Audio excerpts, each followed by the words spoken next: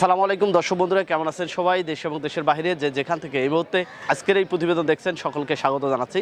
দর্শক বন্ধুরা, একটি আধুনিক প্রযুক্তি আপনাদেরকে আজকে দেখানোর চেষ্টা করব। আমরা এই মুহূর্তে অবস্থান করছি নীলফামারী জেলার কচুকাটায় আদর্শ মানিক নার্সারিতে। তার এখানে অসংখ্য প্রজাতির গাছ রয়েছে, বিশেষ করে ফল গাছ অসংখ্য প্রজাতির রয়েছে।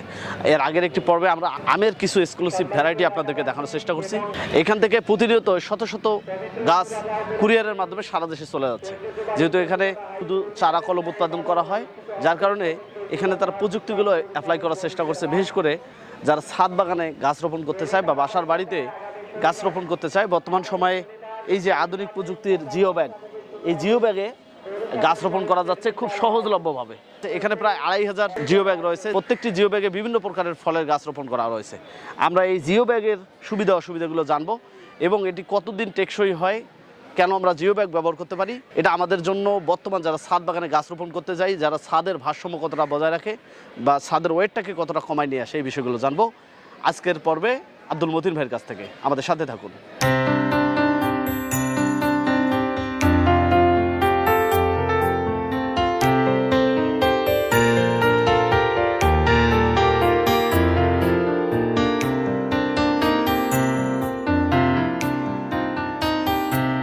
আসসালামু আলাইকুম। আসসালাম। কেমন আছেন? আলহামদুলিল্লাহ ভাই, আপনি ভালো? আলহামদুলিল্লাহ, খুবই ভালো আছি। আজকে আপনার বাগানে এসে হাঁটতে হাঁটতে ক্লান্ত হয়ে গেছি, আবার গরমের দিন। হ্যাঁ, গরমের দিন। ফল খাওয়ার ইচ্ছা থেকেই এই গাছ পেয়ে গেছি। একটু আমাকে বলবেন যে এটি কোন জাতের লটকন ছিল এবং এত ফল কিভাবে সম্ভব? এটা কিন্তু থাই ভ্যারাইটি লটকনের গাছ। আচ্ছা, থাই লটকন যেটাকে বলে।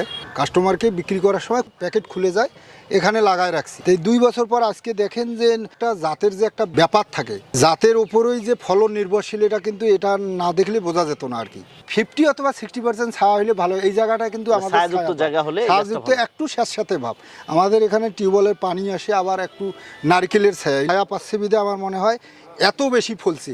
তা সুতরাং আমি এই পরামর্শটাই দিতে পারি যে নটকনে 50% ছায়াযুক্ত জায়গা, যেমন অনেক বড় বড় গাছ আপনারা লাগাইছেন 6 ফিট 10 ফিট পর পর, ওই যে ফাঁকা জায়গায় এখনও কিন্তু পড়ে আছে, ওই জায়গায় নটকো লাগালে কিন্তু ফাও ফাও হয়ে গেল। আপনার জায়গাটা তো পড়িয়েছে। আচ্ছা, এটা এই যে অনেক সময় আমরা জানি যে পুরুষ মহিলার গাছের কোনো পার্থক্য রয়েছে? হ্যাঁ, পুরুষ মহিলা আছে। আপনি যদি বীজের চারা কোথাও পান, বীজের চারা সংগ্রহ করলে দেখা যায় যে ওখানে পুরুষ হওয়ার সম্ভাবনা থাকে, পেঁপের মতো। আচ্ছা, যেমন দেশি পেঁপে লাগালে পুরুষ বেশিরভাগে পুরুষ হয়, ঠিক সেই রকম লটকনের ক্ষেত্রে যদি আপনি বীজের চারা লাগান, সেক্ষেত্রে কাঙ্ক্ষিত কলম চারা সংগ্রহ করেন, তাহলে কাঙ্ক্ষিত ফিমেল গাছে হবে, মানে নারী গাছে হবে, যেটাতে ফল হবে। এমনিতে ফুল আসার পরে এই পরাগায়নের জন্য পুরুষ গাছের দরকার রয়েছে কিনা? 100 গাছের ক্ষেত্রে 2-3টা গাছ যদি পুরুষ গাছ থাকে, তাহলে ফলটা পুষ্ট হয়। যে পরিমাণ ফল হচ্ছে, আমার মনে হয় যে গাছ বড় হলে প্রচুর পরিমাণ ফল। অবশ্যই প্রচুর। একটা গাছে 10 মণ 20 মণ 30 মণ পর্যন্ত ফল আসবে। খেয়ে দেখি কেমন হয়েছে। আলহামদুলিল্লাহ, আল্লাহর নিয়ামত। লটকনটাও কিন্তু এখন বাংলাদেশে চাষ হচ্ছে এবং প্রচুর পরিমাণে এর চাহিদা এবং এর নিউট্রিশনটা অনেক বেশি, ভিটামিন সি প্রচুর পরিমাণ রয়েছে। বিসমিল্লাহ, খুবই সুস্বাদু। তো আব্দুল মতিন ভাই, আমরা ভিতরের দিকে যাবো। এখানে আমি একটা বিষয় খেয়াল করছি, আপনি অসংখ্য গাছ জিও ব্যাগে লাগিয়েছেন। হ্যাঁ, এই প্রযুক্তিটা কেন অ্যাপ্লাই করা সেটি জানবো। 60-70-80 প্রকার ফলের চারা 2500 জিও ব্যাগে সেট আপ করা আছে, আপনাদেরকে দেখাবো। এই যে লেবু এখন এই সময় ভরপুর দেখতে পাচ্ছি, এটা কি জাতের লেবু? এটা থাই লেবু ভাই, এটা থাই 12 মাসি লেবু।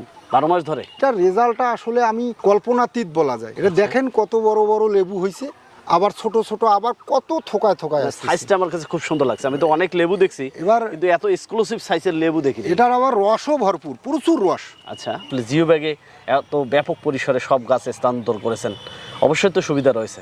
না, জিও ব্যাগের সুবিধাটা হলো কি, একটা ড্রাম কিন্তু 500-600 টাকা কেনা লাগে, আবার ওর ঠিকঠাক করা 1000-1200 টাকা একটা ড্রাম পড়ে যায়।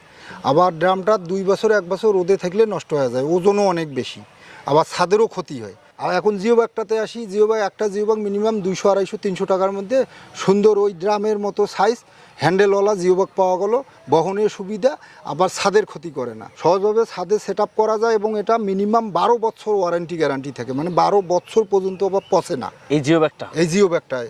সুতরাং একটা ড্রাম কিন্তু 1-2 বছরের মধ্যে মরিচা পড়ে, বা প্লাস্টিক লাগালে প্লাস্টিক আবার নষ্ট হয়। জিও ব্যাগটা কিন্তু 12 বছর আনছে, আবার ছাদের সৌন্দর্যটাও বৃদ্ধি করে, হ্যান্ডেল আছে। জিও ব্যাগের যে মাটিটা, যে পানি নিঃসরণের যে বিষয়টা, এটা কিন্তু অটো। আমাদের দেখা গেল যে আপনার পানি বেশি হইলো অটো বের হয়ে যাচ্ছে, ছাদের ক্ষতি হইলো না। আর ড্রামে কিন্তু পানি বেশি হলে বেঁধে থাকতেছে, গাছ মারা যাইতেছে, মানে অনেক ঝামেলা। জিও ব্যাগ সেট আপ করা গাছ নেওয়ার দর্শকের উপকারিতা, এরকম একটা পেয়ারার পুষ্ট গাছ মনে করেন 1500 টাকায় কিনলো, যা সে 4 বছর, এটা কিন্তু মিনিমাম বয়স 4 বছর, তো 4 বছর বয়সের গাছে 1500-2000 টাকায় পাইলো। এরকম 70-80 প্রকার ফলের কমলা, মালটা, ভ্যারাইটি, মানে যত প্রকার ফল আছে আল্লাহর রহমতে দেখা গেল যে বিভিন্ন কোয়ালিটির পেয়ারা, পেঁপে ছাদে তুলে দেবেন আর একটু জাস্ট পানি টানি স্প্রে টেস্প্রে যত্ন করবেন, এইটুকুই। কিন্তু প্রকৃতি রক্ষা হইতেছে, মানে পুরা প্রকৃতির একটা ভারসাম্যর যে মানুষের দায়বদ্ধতা থাকে সেটা থেকেও উনি অবদান রাখলো। আবার নতুন একটা চারা, নতুন জিওব্যাগে সেট আপ করা, কিন্তু সে চারাটা মারাও যাইতে পারে। এই জিও ব্যাগটা এখন কি সহজলভ্য হয়েছে? হ্যাঁ, অনেক সহজলভ্য। জিওব্যাগ এখন দেখা গেল যে অনলাইনে যদি সার্চ দেয় জিওব্যাগের অনেক কোম্পানি বের হয়ে আসলো। আর যদি এটাও কষ্ট হয় তাহলে আমাদের কাছ থেকেও নিতে পারে, অ্যাভেলেবেল হয়ে গেছে। শহরে যাদের বিল্ডিং বাড়ি না, যাদের এমনিতেই লাগার মতো জায়গা নাই, উনিও কিন্তু 2-4-5টা কি সুন্দর সারিবদ্ধভাবে রাখতে পারে বিভিন্ন ফলের গাছ। মূল্যবান ইনফরমেশন দিয়েছেন। বেশ কিছুদিন আগে থেকে দেখতে পাচ্ছি এর প্রচলনটা অনেক বেশি। তো আমরা মনে করি যে এই ভিডিওর মাধ্যমে অনেক ভালো তথ্য পেয়েছে, অনেকে উপকৃত হবে।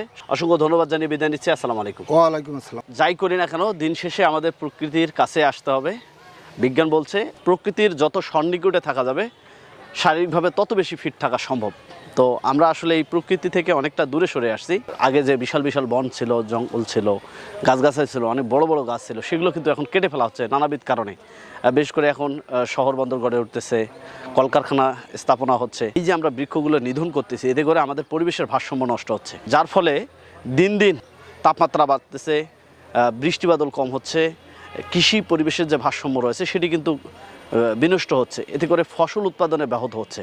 এভাবে যদি চলতে থাকে আমাদের ভবিষ্যৎ প্রজন্ম ঝুঁকির মুখে পড়বে। তাই আমি বলবো আমাদের বৃক্ষরোপণ করতে হবে। কিছুটা হলেও আমরা দায়িত্ব নিয়ে বৃক্ষরোপণের দিকে এগিয়ে আসব। সর্বোপরি সকলের শারীরিক সুস্বাস্থ্যতা কামনা করে আমাদের পর্বের এখান থেকে বিদায় নিচ্ছি। আপনাদের আশেপাশে সফলতার গল্পগুলো আমাদের জানিয়ে দিন। আমাদের সাফল্য কথা টিম চলে যাবো আপনাদের কাছে। ধন্যবাদ সবাইকে।